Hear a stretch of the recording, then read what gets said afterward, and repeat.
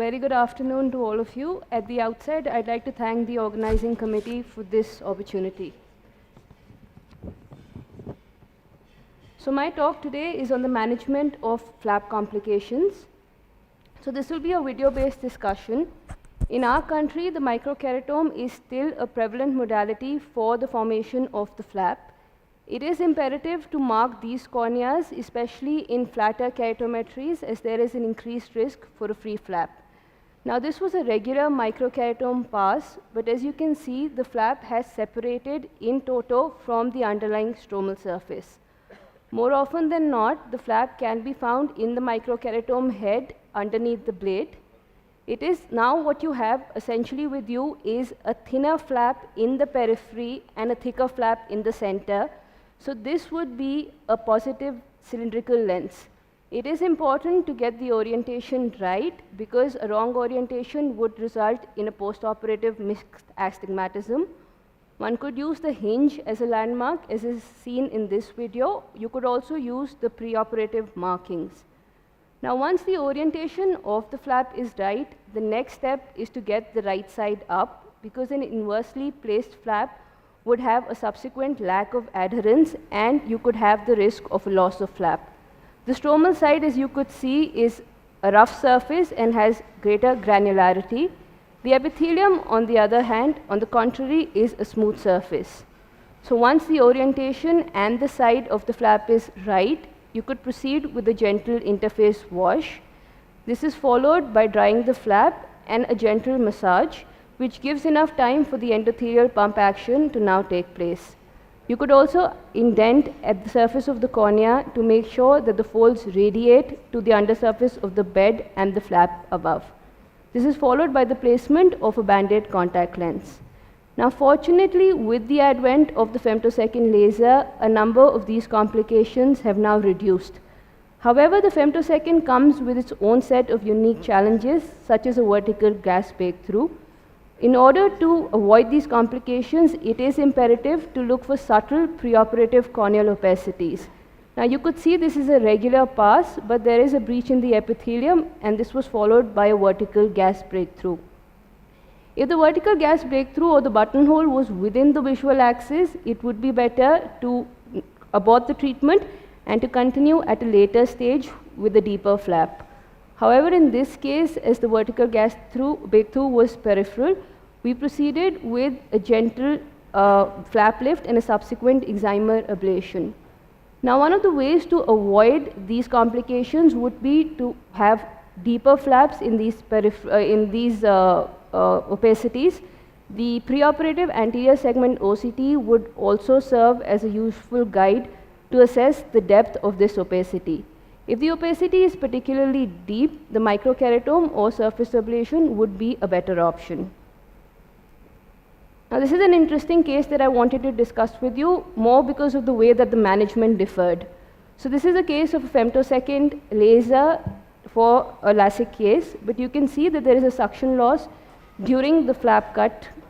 Now, because of the precision of the femtosecond laser, the eye can be docked in the same sitting, and the newly formed cavitation bubbles percolate to the area of the previously created lamellar cut.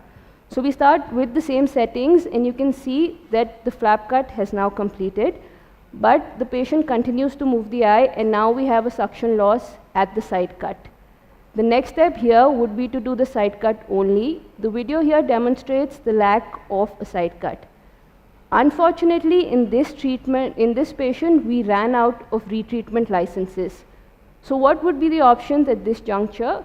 We could either delay the procedure and perform a PRK or a femtolasic at a later date, or use a microkeratome and have the risk of a biplanar flap. So what I did was I used the Circle software. The pattern for the side cut only approach, we proceeded with the same depth. We just reduced the diameter of the flap by 0.5 millimeters in order to compensate for any errors in subsequent centration with the docking. So you can see we proceeded only with the formation of the side cut using the Circle software of the VisuMax, and the remaining procedure was the same, and the excimer laser was completed successfully. The only important caveat to remember in these cases is to make sure that the centration at subsequent docks is the same. Now moving on to postoperative complications, this is a case of a flap, inwardly folded flap for a patient on the first postoperative day because of eye rubbing. It is imperative to make sure that one cleans the epithelial nests of the underlying stroma. This can be done either with a Merocel sponge or with a blade. Once the flap has been put back in position, the next step now would be to flatten out the folds in order to achieve a tight gutter. However, in a number of these cases, the epithelium can produce a puckering effect which throws the epithelium into folds. So the important step here would be to debride the epithelium over the area of the folds in order to have a flat flap. Following that, a banded contact lens can be placed. So I'll end with this last case. So this is a case of large macrosteae which were presented in a patient with history of trauma months following the LASIK surgery and a subsequent loss of corrected visual acuity. So it is again imperative in these cases to do a proper epithelial debridement to remove the puckering effect of the epithelium. A retroillumination through a dilated pupil would also help you to assess subtle abnormalities. We now proceed by gently lifting the flap.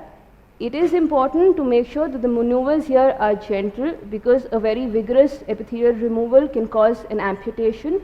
Also, you need to understand that now you're dealing with a flap that is thinner because you've removed about 50 microns of the epithelium. This is now followed by an interface wash and a hydration. We then move on to use Merocel sponges to apply a pressure. This should be in a direction perpendicular to the orientation of the flap folds. These flap folds are more often than not perpendicular to the direction of the hinge. Now one should be patient while doing this. The use of heat has also been described. However, one should be cautious against flap shrinkage. So this maneuver should be repeated for a couple of minutes. On table, the flap folds might still not go away, but it is important to be patient and to repeat this. At the end of the procedure, a banded contact lens is placed. So with this, I'd just like to conclude that the commonly occurring flap complications, if well managed, can result in very ideal and optimal visual outcomes. I'd like to thank you all for your patient hearing.